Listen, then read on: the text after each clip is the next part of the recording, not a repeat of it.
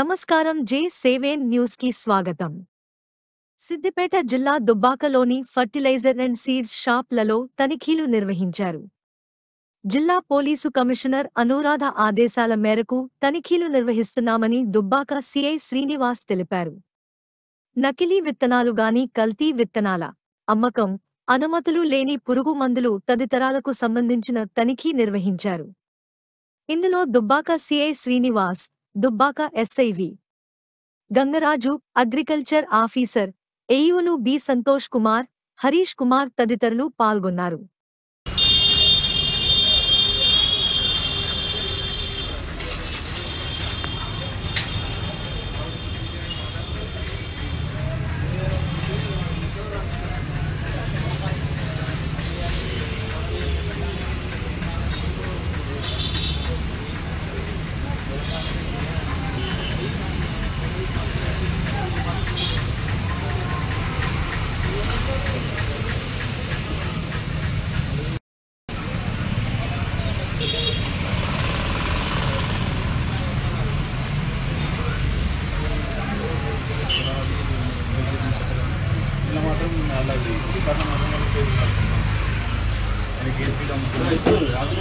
అదే